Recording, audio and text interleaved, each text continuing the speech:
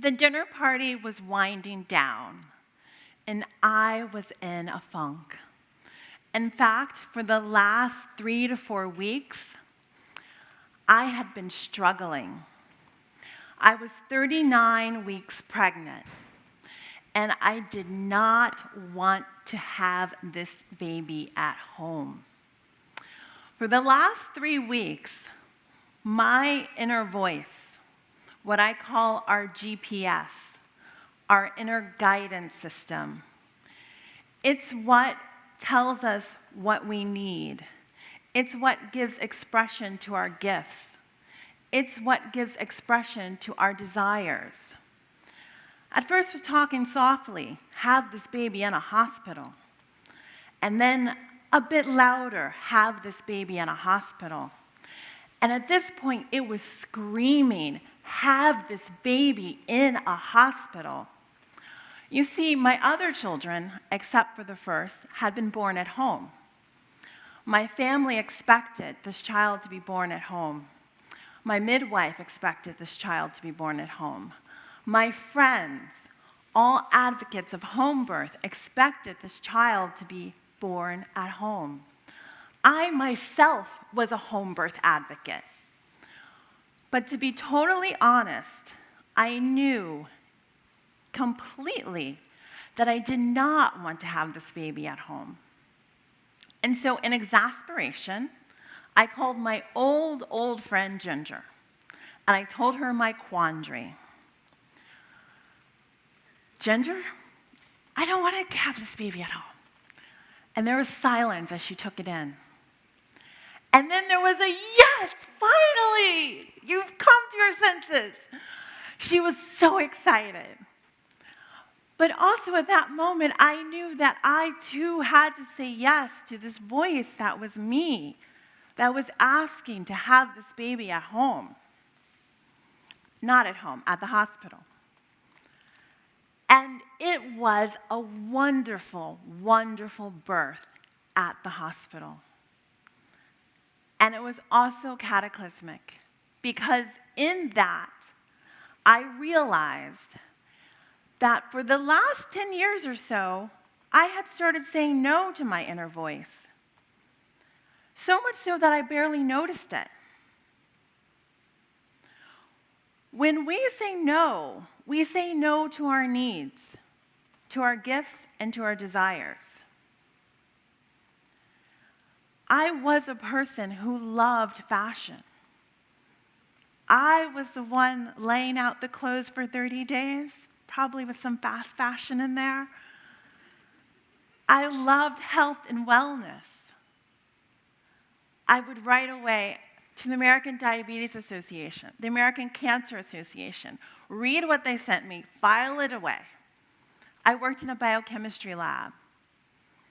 I dissected a cadaver. I loved it. I loved academia. My fabulous day was studying, talking about ideas, writing, doing research. And where was I now after all those no's? I had a literal mom outfit. In the summer, it was a skirt from LL Bean, khaki, and a t-shirt. In the winter, it was a black knit skirt, a long sleeve sweater, crew neck.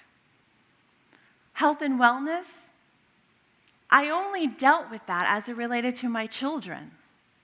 And I barely went to the gym. And academia, I had left my PhD program because I thought it was necessary to be the mom I wanted to be, that I couldn't be a PhD student and the mom I wanted to be. I thought the no's were necessary for my kids to grow up the way I wanted them, for them to have opportunity to do all the things they wanted to do. I thought the no's were necessary to fit into my friend group. I thought the no's were necessary to blend into my community, which at the time was Chatham. However, saying that yes made me realize that if I continue to say no to myself, I was headed down that road of disappointment, of not realizing my gifts. I didn't want to become that cranky person or that cynical person or that person that always has a criticism because they're disconnected from who they are. They're disconnected to their needs, their gifts, and their desires. And so I knew I had to relearn how to say yes. And so what did I do? I headed to the trampoline. And I jumped. And I yesed all of those reasons that I thought I had to say no. I yesed being a mom of 7. I yesed leaving my PhD program. I yesed my friends who expected so much of me. I yesed my community. I yesed being so far away from academia, leaving the PhD. I yesed it until I was exhausted and there was nothing else left. And what does that mean? This is your first tool in learning how to say yes. It was naming the elephant in the room. Because when you name the things that you think are holding you back, they're not as big as you think they are. In some cases, they completely dissolve like a mirage. And from there, you can work with it and decide, okay, where do I go from here? And if the trampoline is not your thing, you can do this in a journal. Write down the things that are your reasons for saying no, and then cross them out with a red crayon, marker, pen, whatever you have.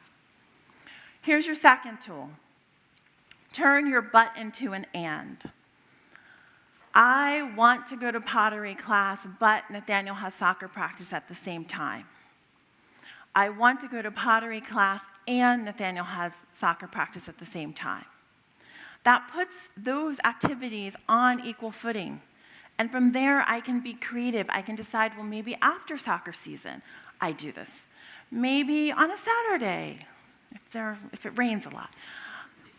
You open opportunity. But for the young people here, saying yes is not adding to your to-do list.